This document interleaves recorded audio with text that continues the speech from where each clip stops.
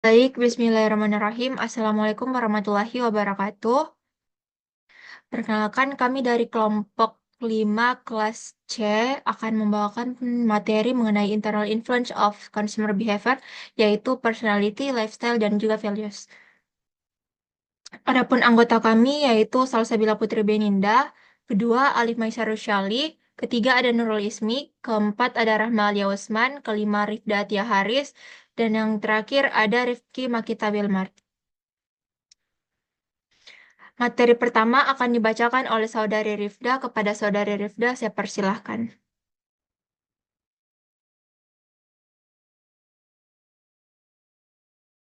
Oke, baik.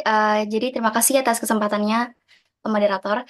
Jadi yang pertama itu ada personality atau kepribadian.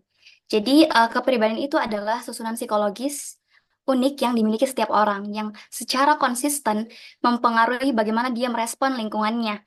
Walaupun memang ada pandangan yang bilang kalau konsep kepribadian itu mungkin tidak sepenuhnya valid, karena kepribadian seseorang itu bisa berubah-ubah tergantung situasi. Tapi kepribadian itu tetap dianggap sebagai bagian yang penting buat memahami perilakunya manusia. Jadi walaupun kita semua itu berubah selama proses perkembangan hidup, tapi penelitian menunjukkan kepribadian itu cenderung stabil stabil setelah usia 30 tahun. Nah, apa maksudnya? Jadi maksudnya karakter dasar dari kepribadian seseorang itu tidak banyak berubah setelah mereka sudah 30 tahun. Meskipun mungkin minat atau orientasi hidupnya itu bisa berubah-ubah.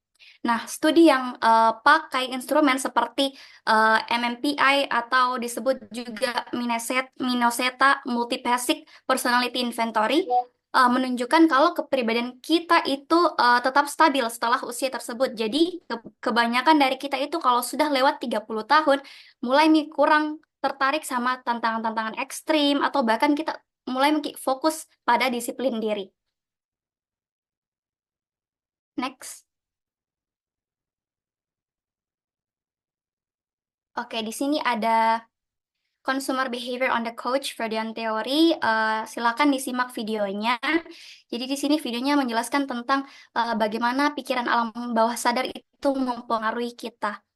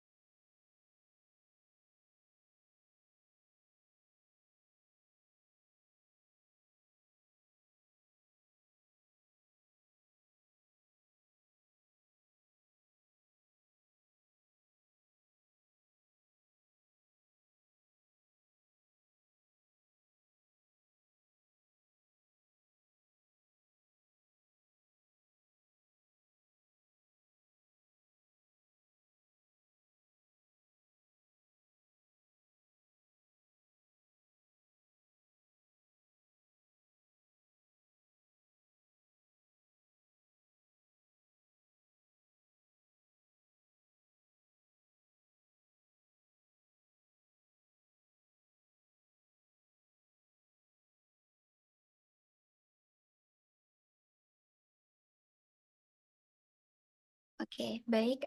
Itulah tadi video terkait bagaimana alam bawah sadar bisa pengaruhi Ki. Jadi sebenarnya sangat menarik sekali terkait teorinya Freud. Jadi selanjutnya mungkin saya akan menjelaskan consumer behavior on the couch Freudian theory, yaitu Freudian system. Jadi sebenarnya tidak asing lagi untuk kita ketahui kalau psikolog ternama ini adalah Sigmund Freud gitu. Kepribadian dewasa kita ini lebih banyak terbentuk dari konflik dasar antara keinginan kita untuk memenuhi kebutuhan fisik dan keinginan buat jadi anggota masyarakat yang bertanggung jawab. Jadi kalau di Freudian system ini, konflik terjadi di dalam pikiran kita dan melibatkan tiga sistem utama, yaitu id, superego, dan ego. Jadi sini saya akan menjelaskan satu-satu, mulai dari id. Jadi id ini adalah sistem dalam diri kita yang maunya itu kepuasan instan. Mereka tuh hanya peduli sama kesenangan tanpa berpikir tentang akibatnya. Jadi misalnya kayak kita, kayak sisi kita yang cuma mau langsung puaskan keinginan tanpa berpikir panjang. Kemudian ada super ego yang contohnya itu kita bisa sebut kayak hati nuraninya kita. Dia itu mengontrol it supaya tetap sesuai sama aturan-aturan masyarakat dan norma-norma yang kita pelajari dari lingkungan dan orang tua. Yang terakhir ada ego. Nah, ini yang berperan sebagai penengah antara id dan superego, yang mana ego mencoba untuk penuhi keinginannya id, tapi dengan cara yang bisa diterima oleh masyarakat. Jadi, dia ini semacam cari kompromi yang realistis. Freud ini menghubungkan teorinya dengan perilaku konsumen gitu.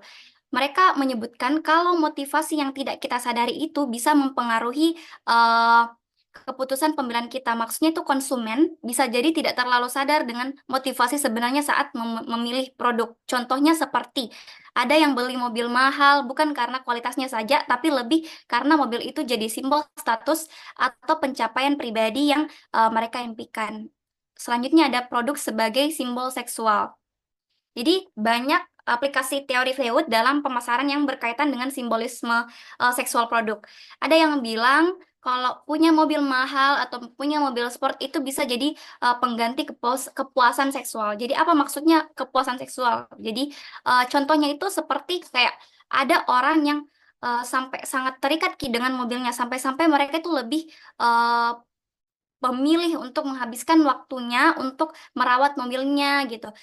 Bahkan ini sampai kayak penuh perhatian ke mobilnya gitu. Mobil sport bagi mereka itu bukan cuma alat transportasi, tapi juga sesuatu yang kasih mereka kepuasan emosional atau bahkan menggantikan kebutuhan lain yang mungkin mereka rasakan gitu. Selain itu ada juga simbolisme yang lebih berorientasi pada pria. Biasanya disebut sebagai phallic symbol atau simbol falus yang sering dipakai dalam iklan-iklan untuk menarik perhatiannya wanita gitu. Nah, fokusnya ini datang dari analisis mimpinya Freud, di mana dia percaya bahwa keinginan terpendam seringkali itu muncul dalam bentuk cerita yang penuh simbol. Next. Oke, selanjutnya yaitu motivational research. Jadi pada tahun 1950-an, penelitian motivasi menggunakan ide-ide Freud buat memahami makna yang lebih dalam dari produk dan juga iklan gitu. Metode ini tuh berfokus pada motif-motif yang tidak kita sadari, yang mendorong kita untuk membeli produk-produk tertentu. Jadi penelitian ini itu bilangnya kayak kita ini sering cari cara yang bisa diterima masyarakat untuk penuhi kebutuhan yang sebenarnya tidak bisa kita ungkapkan secara langsung, misalnya dengan membeli produk-produknya gitu. Nah, dalam motivational research ini, peneliti tidak bertanya langsung ke banyak-banyak orang. Mereka tuh lebih sering lakukan wawancara mendalam ke beberapa orang saja untuk menggali motivasinya pembelinya mereka gitu. Wawancara ini biasanya tidak berlangsung sangat lama, bahkan sampai ada beberapa jam gitu untuk mengungkap motif-motif tersembunyi yang mungkin mereka sulit ungkapkan secara langsung dari respondennya mereka gitu. Jadi meskipun metode ini menarik buat pemasar, metode motivational research ini karena lebih murah dan bisa kasih wawasan mendalam, terdapat kritik juga terkait motivational research ini. Katanya kalau hasil penelitian itu lebih ini bisa subjektif dan mungkin tidak bisa berlaku untuk semua konsumen. Apalagi kan banyak interpretasi dalam penelitian ini yang fokus ke tema seksual yang tidak selalu relevan. Oke, mungkin itu penjelasan dari saya. Semoga jelas. Saya kembalikan ke moderator. Baik, terima kasih untuk materinya Freudian teori akan dibacakan oleh saudara Rali. Saya persilahkan. Baik, terima kasih koordinator. Ya, masuk ke materi Neo-Freudian Theories, menyoroti bagaimana faktor sosial, budaya, dan hubungan interpersonal mempengaruhi perilaku dan motivasi konsumen. Berbeda dengan pendekatan Freud yang lebih fokus pada dorongan instinktual, Neo-Freudian seperti Erik Erikson, Karen Horney, dan Alfred Adler menekankan peran penting pengalaman sosial dalam membentuk kepribadian dan keputusan pembelian. Misalnya, Erikson menghubungkan kebutuhan konsumen dengan tahapan perkembangan psikososial, sementara Horney menyoroti bagaimana kecemasan dasar dan kebutuhan akan keamanan dapat mempengaruhi pilihan produk. Adler menambahkan bahwa dorongan untuk mengatasi perasaan rendah diri sering mendorong konsumen untuk mencari produk yang meningkatkan status sosial mereka. Penerapan teori ini membantu pemasar untuk lebih memahami dan memanfaatkan kebutuhan psikososial dalam merancang strategi pemasaran yang efektif. Karya Freud sangat berpengaruh, namun para neo-Freudian seperti Karen Horney, Alfred Adler, dan Harry Stack Sullivan menekankan bahwa kepribadian lebih dipengaruhi oleh hubungan sosial daripada konflik seksual. Carl Jung, murid Freud, mengembangkan psikologi analitis yang memperkenalkan konsep ketidaksadaran kolektif dan archetype yang digunakan dalam pemasaran untuk membentuk citra merek. Model archetype brand asset dari Y dan R menggambarkan keseimbangan antara archetype positif dan bayangan negatif dalam membentuk kepribadian merek yang sehat atau tidak sehat. Ya, itu saja materi dari saya. Saya kembalikan ke moderator. Baik, selanjutnya ada materi trade teori akan dibacakan oleh saudari Alia. Saya persilahkan. Baik, terima kasih atas kesempatannya moderator. Selanjutnya ada materi tentang trade theory. Trade theory dalam perilaku psikologi konsumen adalah cara untuk memahami dan memprediksi pilihan konsumen berdasarkan sifat-sifat kepribadian yang stabil dan bisa diukur. Disebut traits atau ciri-ciri. Teori ini mengatakan bahwa kepribadian seseorang terdiri dari kumpulan ciri tertentu yang mempengaruhi bagaimana mereka bereaksi terhadap lingkungan termasuk saat membeli barang atau jasa. Next slide.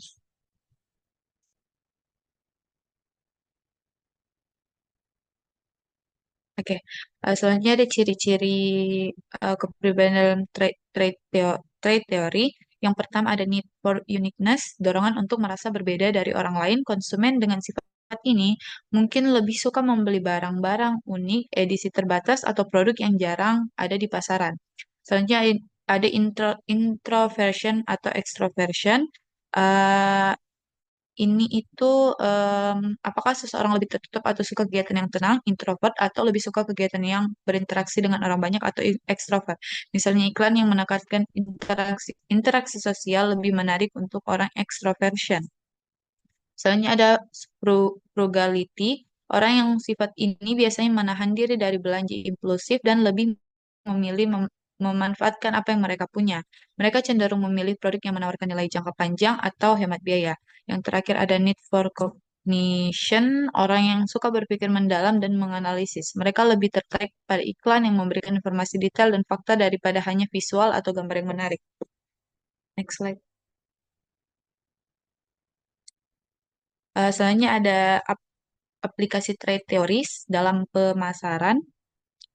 Perusahaan menggunakan teori ini untuk menarik konsumen sesuai dengan kepribadiannya. Misalnya, jika konsumen dengan kebutuhan untuk keunikan suka produk-produk fashion yang unik atau langka, perusahaan biasa fokus pada desain yang berbeda dan iklan yang menonjolkan keistimewaannya produk. Terus selanjutnya ada contoh penggunaan trade teori. Konsumen bisa menunjukkan perilaku belanja yang berbeda berdasarkan kepribadian mereka. Misalnya, orang yang cenderung hemat biasanya menghindari utang menggunakan kartu kredit yang bijak dan lebih suka barang-barang yang murah atau bernilai jangka panjang. Sebaliknya, orang yang impulsif lebih sering melakukan pembelian yang tidak direncanakan dan merasa senang setelah berbelanja seperti pembelian makanan ringan atau produk-produk fashion. Mungkin itu saja saya kembalikan ke moderator.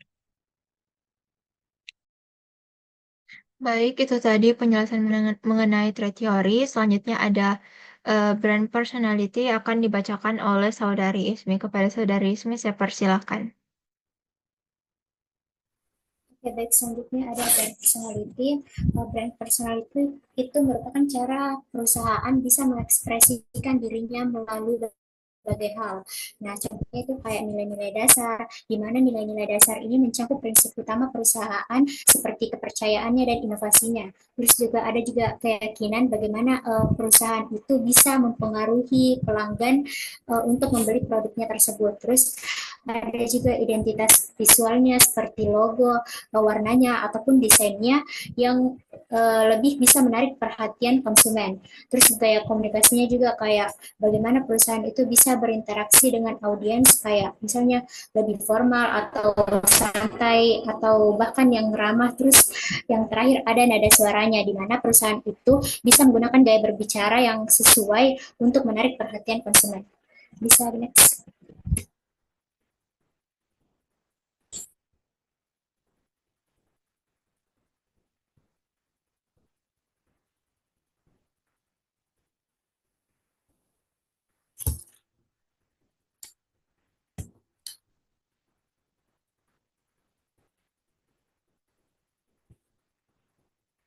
Nah, terus brand personality itu sering dikaitkan dengan dimensi dari model Big Five. Yang pertama ada openness to experience, di mana ini tuh lebih menekankan pada keterbukaan, yang menggambarkan bahwa merek sebagai merek yang bisa terbuka dan inovatif serta kreatif. Yang kedua ada conscientiousness, yang menggambarkan bahwa merek itu bisa diandalkan dan bertanggung jawab. Terus yang ketiga ada extraversion, lebih kepada merek yang energik dan ceria. Terus yang keempat ada agreeableness, merek yang lebih hangat dan ramah. Dan yang terakhir ada neuroticism, yang mencerminkan merek itu dianggap sebagai cemas ataupun tidak stabil. Biasanya ini tuh yang paling dihindari oleh pemasar. Next. Nah, mungkin untuk video ini bisa dilihat bahwa ada penjelasan terkait fungsi dari brand personality itu sendiri.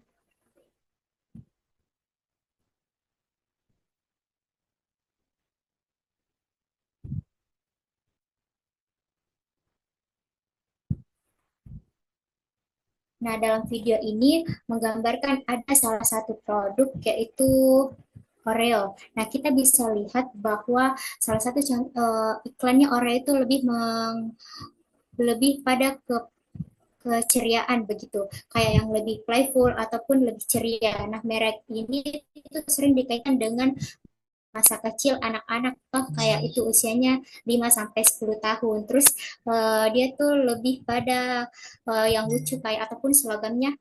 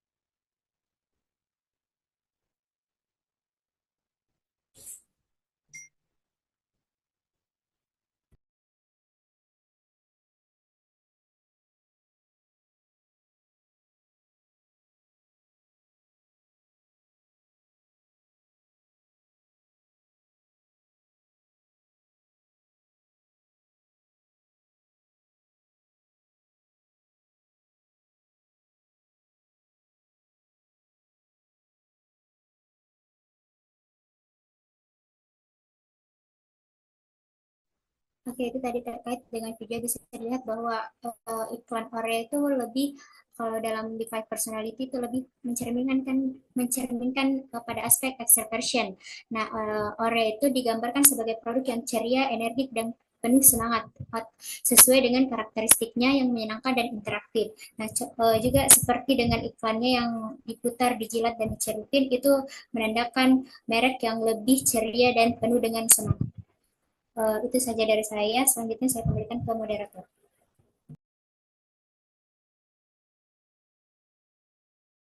Baik, selanjutnya ada materi mengenai lifestyle. Baik, selanjutnya ada materi lifestyle and consumer identity akan dibacakan oleh Saudari Alia. Kepada Saudari Alia, saya persilahkan. Baik, terima kasih atas kesempatannya, moderator. Selanjutnya ada materi tentang lifestyle and customer identity. Materi ini menjelaskan bagaimana cara seseorang menghabiskan waktu dan uang bisa mencerminkan pilihan pribadi dan pembentukan identitas mereka sebagai konsumen. Gaya hidup seseorang mencerminkan identitas sosial melalui bagaimana mereka menggunakan sumber daya, seperti orang yang rutin ke gym yang menunjukkan bahwa mereka mempunyai gaya hidup sehat. Lifestyle marketing memanfaatkan pemahaman tentang kelompok konsumen berdasarkan kegiatan dan pengeluaran mereka untuk menargetkan kelompok sosial tertentu. Consumption Constellation dan produk complementary menunjukkan bahwa beberapa produk sering digunakan bersamaan dalam gaya hidup tertentu, menciptakan makna simbolis yang saling melengkapi. Uh, yang poin pertama itu ada produk complementary dan strategi co-branding. Produk komplementari adalah hubungan antara dua atau lebih produk yang saling melengkapi, di mana satu produk membuat produk lain lebih bernilai jika digunakan bersama. Contohnya pada selai dan juga roti, di mana keduanya lebih enak jika digunakan bersamaan.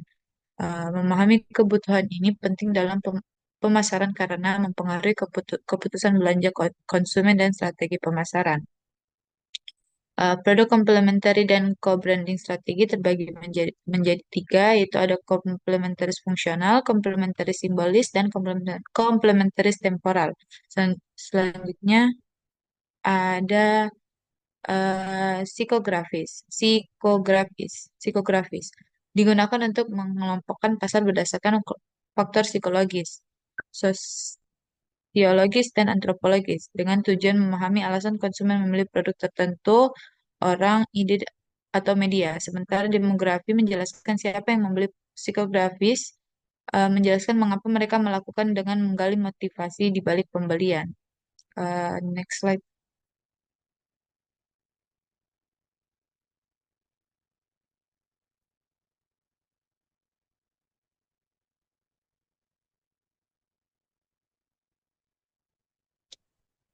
Baik, materi selanjutnya yaitu materi mengenai values akan dibawakan oleh Saudara Maisar. Kepada Maisar, saya persilahkan.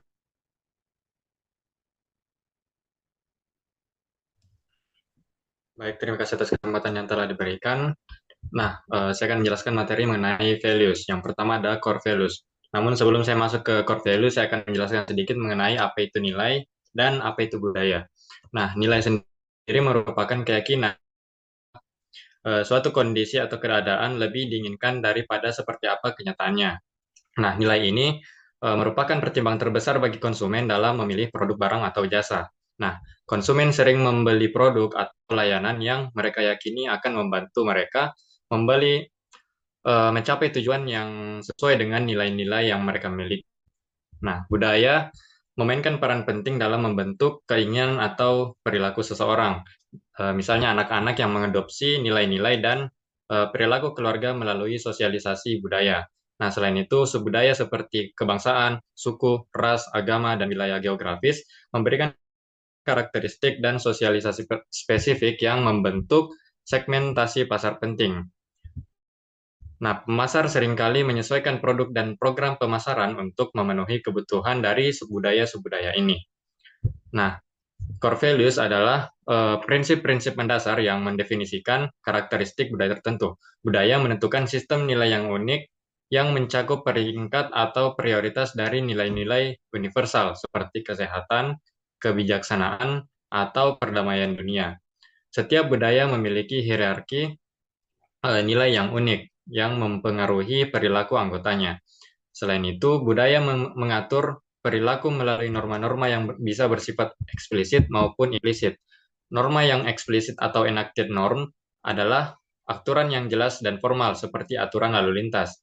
Namun banyak norma lainnya yang bersifat coercive norms yang lebih halus dan dipelajari melalui interaksi sosial.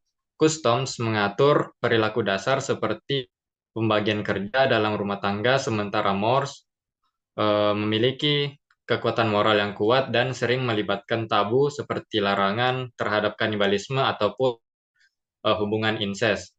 Nah, yang terakhir conventions detail-detail kehidupan sehari-hari seperti cara berpakaian atau etika di meja makan. Next.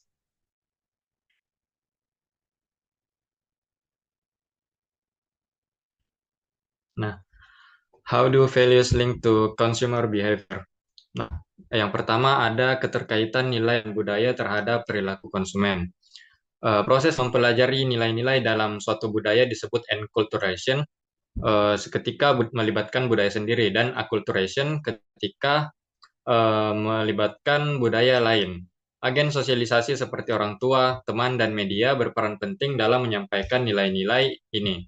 Iklan sebagai bagian dari sistem pemasaran adalah salah satu cara di mana nilai-nilai budaya dipelajari dan diperkuat dalam masyarakat. Nilai-nilai seperti kebebasan dan keamanan memengaruhi perilaku konsumen secara umum, tetapi lebih pada pola pembelian keseluruhan daripada preferensi merek spesifik. Nilai dibagi menjadi tiga. Yang pertama, nilai budaya luas yang terkait dengan pandangan hidup. Yang kedua, nilai konsumsi spesifik yang berfokus pada aspek praktis seperti kenyamanan. Dan yang ketiga, ada nilai produk spesifik yang mencakup karakteristik produk seperti kemudahan penggunaan. Pendekatan ini membantu memahami bagaimana nilai memengaruhi keputusan konsumen terhadap merek dalam kategori produk tertentu. Next. Nah, kemudian pengukuran nilai dan budaya. Pengukuran yang digunakan untuk nilai dan budaya ini ada dua. Yang pertama, Roque Value Survey yang dikembangkan oleh Milton Roquea. Metode ini mempelajari sistem nilai individu dan kelompok dengan membedakan antara nilai terminal, yakni tujuan akhir dalam hidup, dan nilai instrumental, yaitu tindakan atau perilaku yang mendukung nilai terminal. Kemudian yang kedua ada list of values atau LOV. Nah, skala ini mengidentifikasi 9 segmen konsumen berdasarkan nilai-nilai yang mereka prioritaskan, seperti rasa memiliki, kegembiraan, hubungan hangat, dan keamanan. LOV ini membantu pemasar menargetkan konsumen berdasarkan nilai-nilai ini untuk strategi pemasaran yang lebih efektif. Next.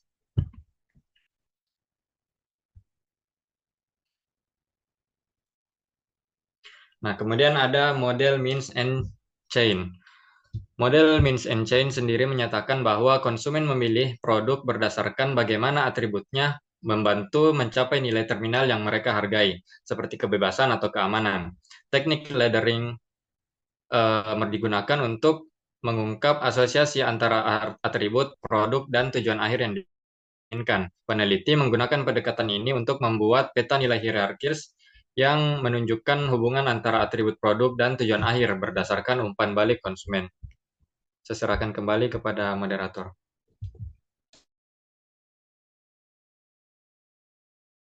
Baik, itu tadi penjelasan mengenai materi dari Pakar 5. Adapun referensi di sini sudah tercantum dari awal hingga akhir. Saya tutup saja sesi presentasi kita pada malam hari ini. Wassalamualaikum warahmatullahi wabarakatuh.